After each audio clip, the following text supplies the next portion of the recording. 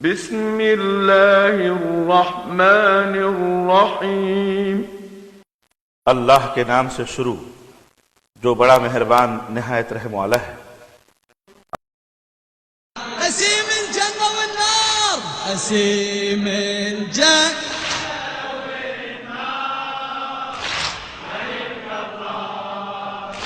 يا قبلة يا حامل هلا هلا هلا بيك قسيم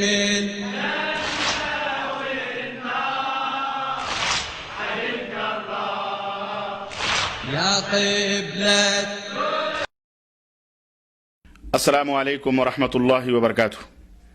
ان الحمد للہ نحمده ونستعینه ونستغفره ونؤمن به ونتوکل علیہ ونعوذ باللہ من شرور انفسنا ومن سیئات اعمالنا، من يهده الله فلا مضل له ومن يضلل فلا هادي له، واشهد ان لا اله الا الله واشهد ان محمدا عبده ورسوله، اما بعد فان خير الحديث كتاب الله وخير الهدي هدي محمد صلى الله عليه وسلم، وشر الامور محدثاتها وكل محدثة بدعة وكل بدعة ضلالة وكل ضلالة في النار۔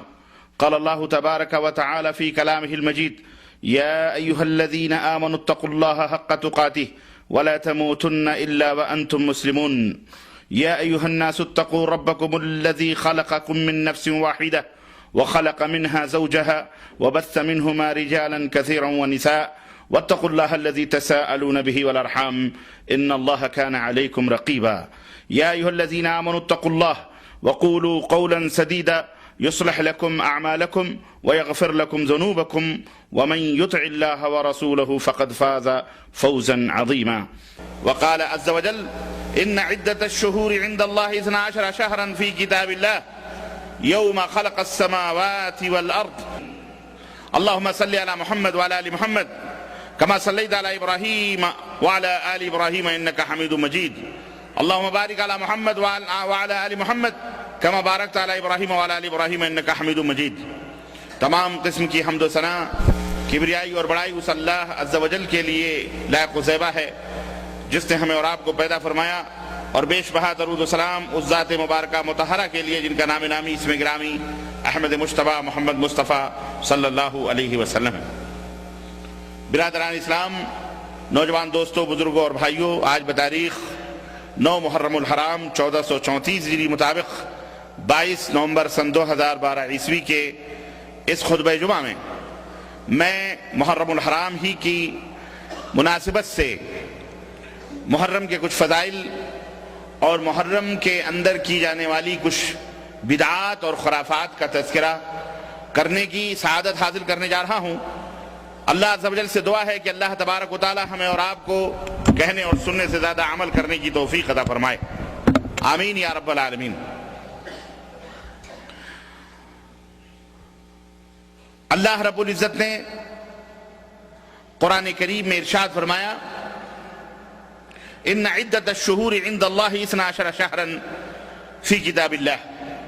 مہینوں کی تعداد اللہ کے نزدیک کتاب اللہ میں 12 ہے،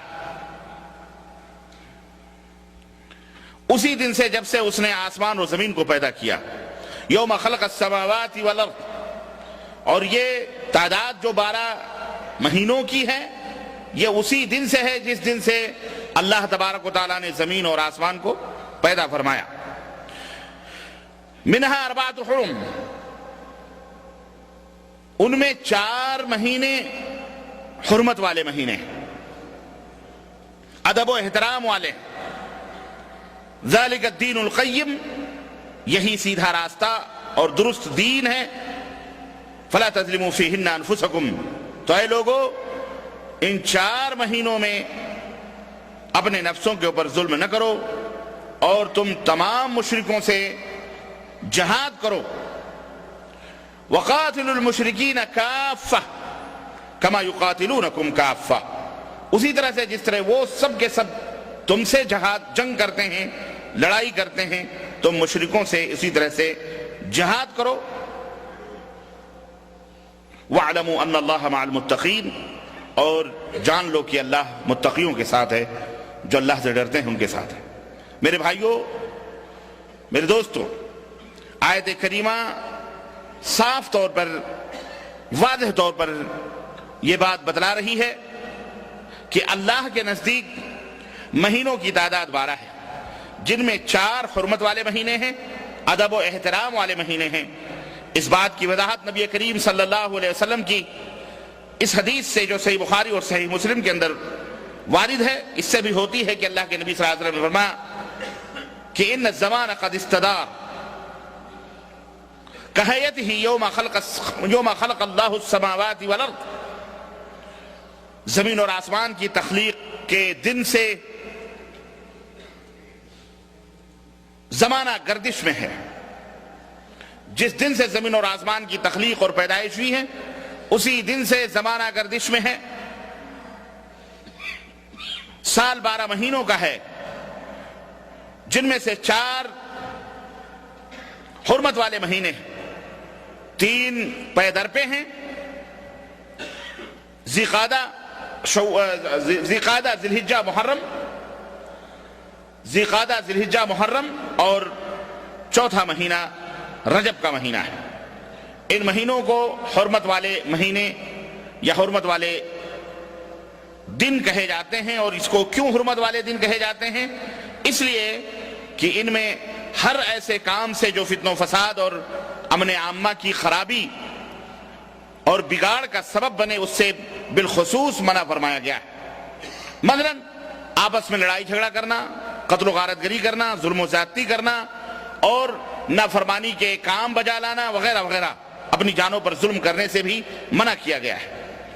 ان حرمت والے مہینوں میں قتال کر کے، ان حرمت والے مہینوں کی حرمت کو پامال کر کے اللہ کی نافرمانی کا ارتکاب نہ کرو۔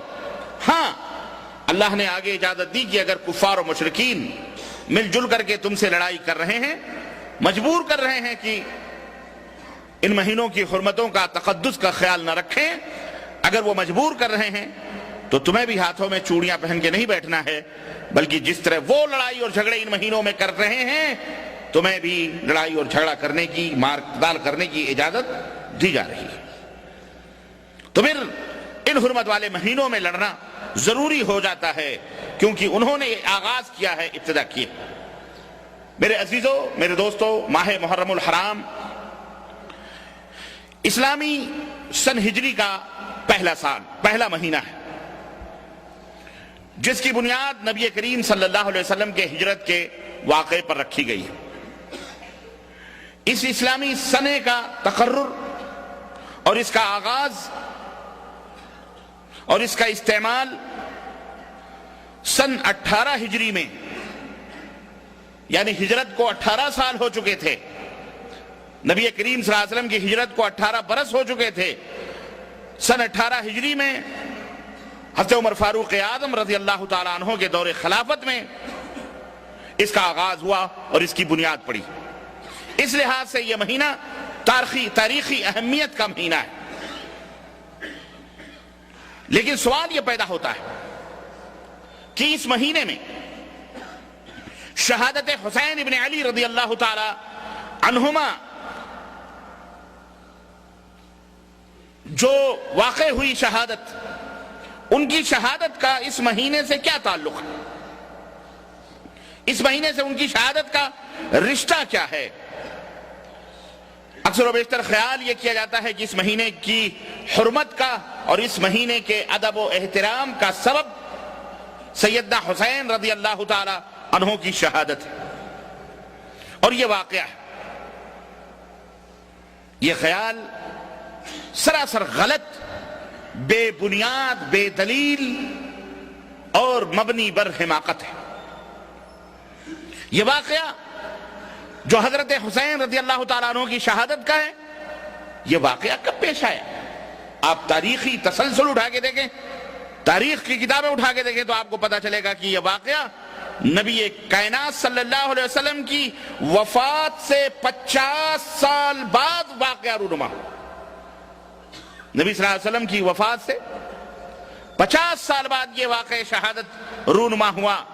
اس بات سے ہر مسلمان بخوبی واقف ہے اور اس بات سے بھی واقف ہے کہ دین اسلام جو نبی کریم صلی اللہ علیہ وسلم لے کر کے آئے یہ دین کامل اور مکمل ہو چکا تھا. آپ صلی اللہ علیہ وسلم کی حیات مبارکہ ہی میں یہ دین مکمل ہو گیا تھا. آپ صلی اللہ علیہ وسلم کی حیات مبارکہ میں ہی یہ دین کیا ہو گیا تھا؟ مکمل ہو گیا تھا.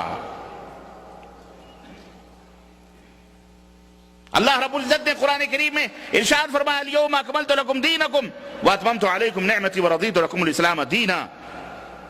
آج میں نے تمہارے لیے تمہارے دین کو مکمل کر دیا ہے، تم پر اپنے انعام کامل کر دیے ہیں، اور دین اسلام کے دین ہونے پر میں رضامند ہو گیا ہوں. یہ آیت کریمہ بتلاتی ہے کہ دین مکمل ہو چکا تھا. تکمیل دین کے بعد، دین کے مکمل ہو جانے کے بعد کوئی ایسا کام کیا جائے جس کا ذکر نہ تو شریعت اسلامیہ میں ہو اور نہ ہی اس کا تعلق نبی کریم صلی اللہ علیہ وسلم کی کسی حدیث مبارکہ سے ہو، ظاہر ہے کہ ایسا کام سراسر غلط اور ناجائز کہلایا جائے گا. اس لیے یہ تصور اس آیت قرآنی کے سراسر خلاف ہے اور حدیث رسول کے بھی خلاف ہے. پھر خود اس مہینے میں، محرم الحرام کے مہینے میں اگر غور کریں، تاریخ پڑھیں، تو حسین رضی اللہ تعالیٰ عنہ سے بھی بڑھ چڑھ کر کے عظیم الشان شہادتیں اور قربانیاں لوگوں نے پیش کی ہیں. ایسے ایسے واقعات پیش آئے ہیں کہ اللہ اکبر، دنیا کی تاریخ انگشت بدندہ ہے.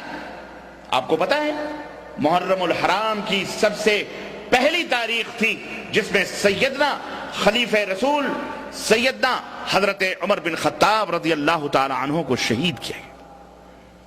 محرم کی کون سی تاریخ تھی؟ بولیے، یاد رکھیے اس حقیقت کو. محرم کی پہلی تاریخ تھی. اور میں کہتا ہوں کہ اگر بعد میں ہونے والی شہادتوں کو محرم کی شرعاً کوئی حیثیت حاصل ہوتی تو میں کہتا ہوں شہادت عمر بن خطاب رضی اللہ تعالی عنہ، ان کی شہادت کو سب سے زیادہ اہمیت اور سب سے زیادہ فوقیت حاصل تھی، کیونکہ یہ وہ عظیم ہستی تھی کہ جن کے بارے میں پیغمبر اسلام ناطق وحی حضرت محمد رسول اللہ صلی اللہ علیہ وسلم نے فرمایا تھا لو کان بعدی نبیا لکان عمر. اگر میرے بعد اللہ کے کتاب میں اللہ کی کتاب میں نبی کا ذکر ہوتا آنے کا تو عمر بن خطاب میرے بعد نبی بنائے جاتے. اتنی عظیم ہستی حضرت عمر بن خطاب رضی اللہ تعالیٰ عنہ. اور اگر اور کسی کی شہادت قابل ماتم اور قابل عزا اور قابل چیخ و پکار ہوتی تو سیدنا حسین رضی اللہ تعالی عنہ کے سگے خالو اور دو خالہ کے شوہر داماد رسول حضرت عثمان بن عفان رضی اللہ تعالیٰ عنہ کی شہادت حضرت حسین کی شہادت سے کم نہ تھی، جنہیں مسجد نبوی کے جوار میں 50 دن تک نماز پڑھنے سے روکا گیا، اور بلوائیوں نے گھر کے اندر گھس کر بھوکے اور پیاسے قرآن کی تلاوت کی حالت میں جنہیں شہید کیا گیا. حضرت عثمان غنی رضی اللہ تعالیٰ عنہ کی شہادت. تکمیل دین کے بعد چونکہ یہ واقعات پیش آئے ہیں اس لیے تاریخ میں ضرور مذکور ہیں، لیکن یہ دن منانے کا حکم کہیں مذکور، کہیں اس کا ثبوت موجود نہیں ہے. کیوں؟ میں کہتا ہوں شہادت حسین اپنی جگہ، شہادت عمر اپنی جگہ، شہادت عثمان اپنی جگہ، شہادت علی اپنی جگہ. سب سے بڑی وفات جس نے مومنوں کے کلیجوں کو لرزا دیا، جن کے بارے میں سیدہ فاطمہ الزہرا فرماتی ہیں کہ اگر پہاڑ ہمارے سینوں کے اوپر گر جاتے تو ہمیں اتنی تکلیف نہ ہوتی جتنا ابا کے وفات اور آپ کے مر جانے کا دکھ ہمیں ہوا ہے. پیغمبر اسلام حضرت محمد